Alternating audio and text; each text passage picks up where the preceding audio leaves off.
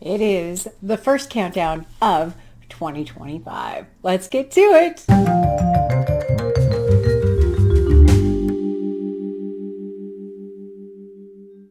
Hi everyone, I'm Sandy and welcome back to my channel. Today I have a 1001 book countdown for you. If you're not familiar with the 1001 book countdown, I will leave a card up here for you where you can go and check out the original video.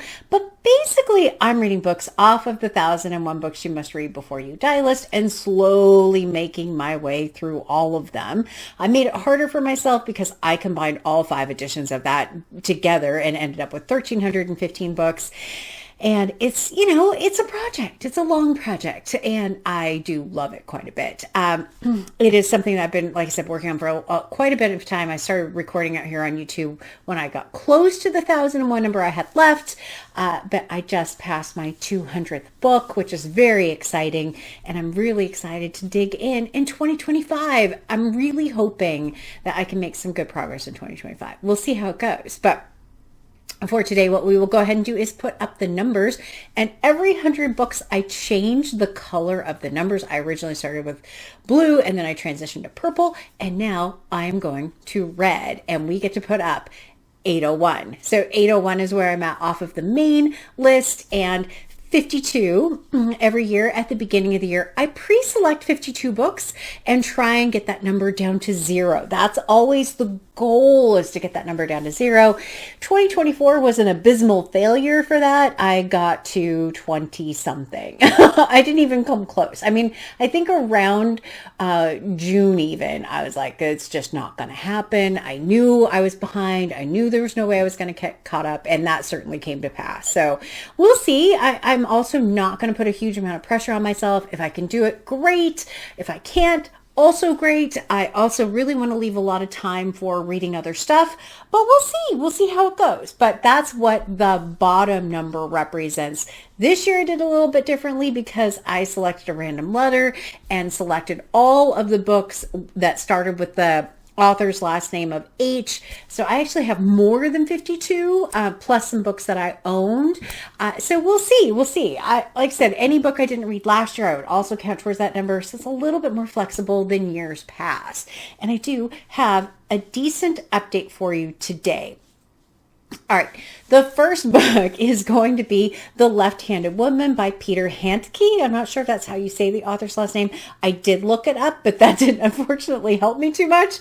And this particular author has actually 3 books on the 1001 book list. This is the first one I have read by this author. It was originally published in, I believe, 1978. I also saw 1976 at one point. I believe it was published in German first.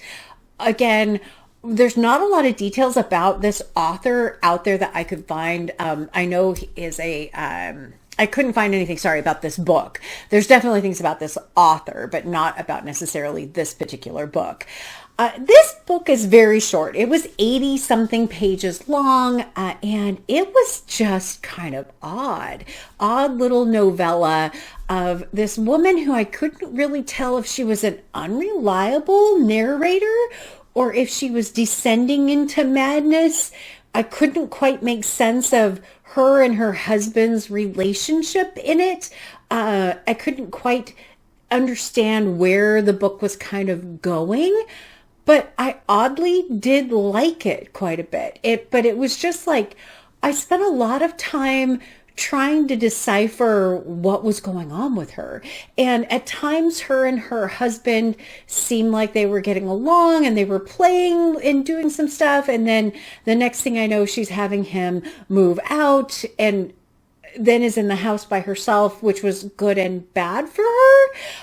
Odd little book. I'm excited to read the other 2 books that I have to read by this author this year, that I have on my list to read this year. Not that I have to read any book, because this one, I just don't know quite what to think of it. I don't know quite what to think of this author.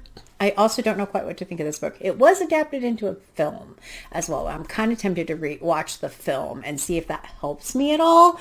But for an 82-page book, it certainly put me in this place of just confusion. It did a very good job of that. So yeah, weird, a little weird.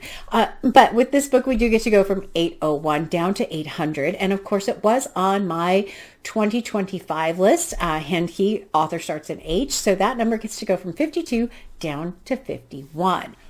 Excellent. All right. And I have more. So the next book that I have is by a very classic author who is actually very well represented on the 1001 book list, which is Thomas Hardy. He has 7 books on the book list. So, and I only had 3 I have to finish reading for my H project this year. I wanted to get one of them out of the way because Hardy can be a lot to take. And the book that I decided to read was The Mayor of Casterbridge.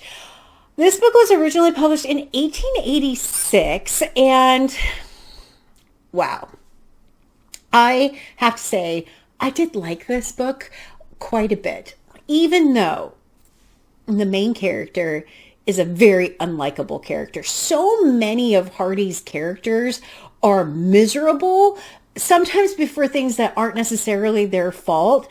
This just has a very unlikable main character who, I swear, if you gave him 2 paths of saying, pick the good way or the bad way, he would pick the bad way, like over and over and over again throughout the entire book. And it was so bad at one point when another thing happened to him, I started actually laughing because I was like, this man just kind of almost deserved some of the misery that was put upon him because of what he did over and over and over again.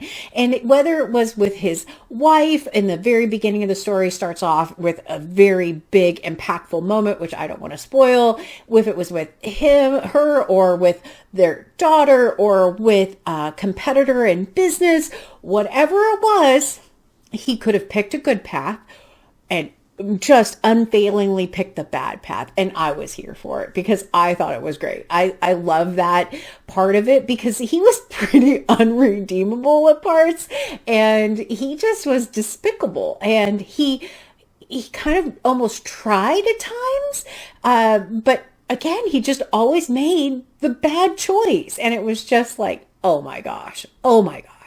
But I did think that this was a very interesting and different Thomas Hardy novel. When I read Jude the Obscure, I was just miserable throughout all of that. Tess of the D'Urbervilles, kind of the same thing. This, I wasn't necessarily miserable. I was just like annoyed that he kept putting himself in this position where he was just doing the wrong thing all the time.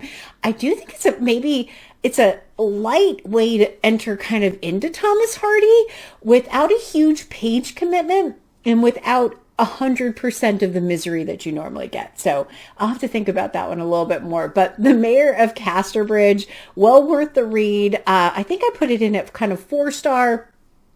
It is by far the best book I've read so far, but I've only read a few. So it is very fascinating. I do think that this is a great representation of Hardy's work, but it's not nearly as depressing as some of his other work, and mainly because the character is so unlikable. But with this book, we do get to go from 800 down to 799. We're in the 700s, everyone. Incredible. And the bottom number gets to go from 51 down to 50, which is great. 2 books. Perfect. I do have one more book though, and that's incredible. So this book is also author with H, and it is Dispatches by Michael Herr. This book was originally published in 1977. It's the only book that Michael Herr actually has on the 1001 book list. What's interesting is I got this from my library, and it was in the nonfiction section. Michael Herr was actually a war correspondent for Esquire magazine in the Vietnam War in the 1960s. This book did not get published until 1977.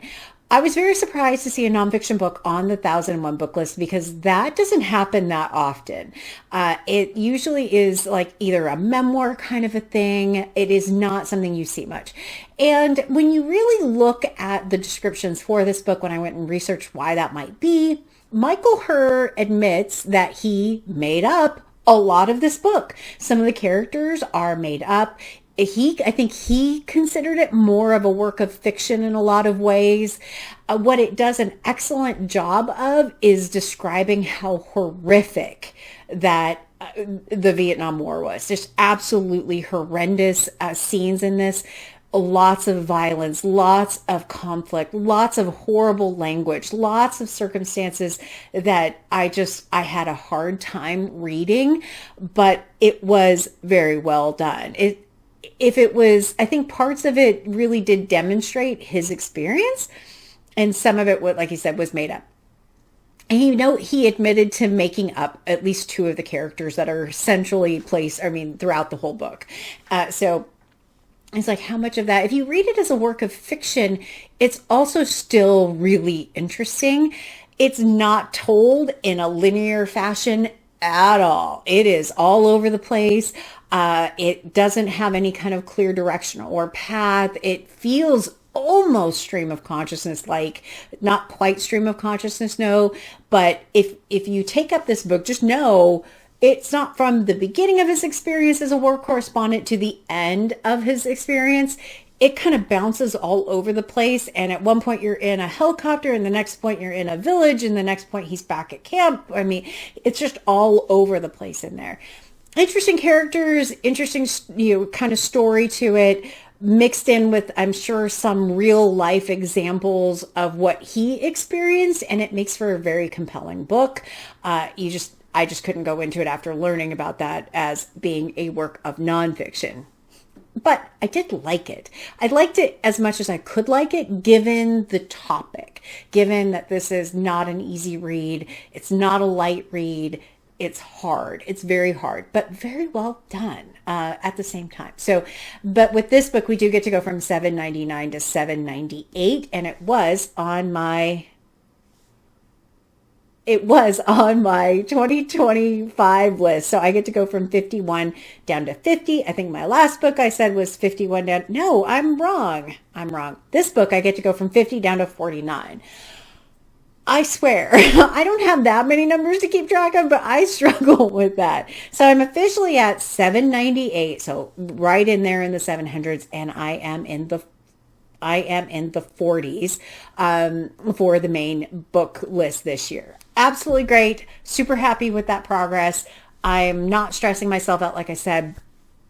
I'm just trying to take my time and pick up the books that seem interesting, seem the ones that are available at my library, and kind of going that way with it. I do have one note. One of the books I had said in my January TBR that I would read is this one, Chester Himes' Blind Man with a Pistol. This actually is book 7 in a series. And I had picked this up and I read, I believe, the first 3 chapters of it. And I got to a chapter where it just introduces 2 detectives. One is called Gravedigger Jones and one is called Coffin Ed Johnson. And you don't get any more of their story really about them right then. I was like, and when I went and looked, yeah, book 7. So I ended up checking out book 1. I'm going to read book 1 first and see if it gives me enough to feel like I can go on to book 7 and not lose a bunch. Some series you can do that with, some series you can't. We'll see. But I didn't feel like I could jump into book 7 just because it was so, with those characters coming in, and it was very abrupt. Their entrance was very abrupt. So I feel like I need a little bit more. So I don't know if I'll get to this one in this month. I think I'm going to take it back to the library, let someone else check it out. And I checked out book 1 from the library as an e-copy. So yeah, that's my update. This is the next kind of thing. The first book in this series will be one that I try and pick up. I still have my book club pick for the Up to No Book Club, which is over there on the shelf, which I won't get. And that's really all I had. No, Carry Me Down was another one I had selected. I have not picked that one up yet. I checked it as a library book and I already had to take it back. It was already due. So I'll have to see if I want to check that one out again or move on to something else. I don't know. I've been kind of reading a lot of other stuff as well and just picking these up on occasion. Like I said, not stressing about it too much. Have you read any of these books? What did you think of The Traumless Hardy? If you've read it, I would love to get your opinion on it because I was pleasantly surprised that it wasn't as miserable as I expected. And I'm really looking forward to the next batch. Let's see how it goes. I am going to keep track of my rankings, but I'm not going to rank the books at the end of every month anymore. So we'll see how that goes. And we'll just we'll keep track. We'll see how it goes at the end of the year. Hopefully I have a good ranking video for you at the end of 2025. As always, like, comment, and subscribe. And until next time, everyone, thanks. Bye.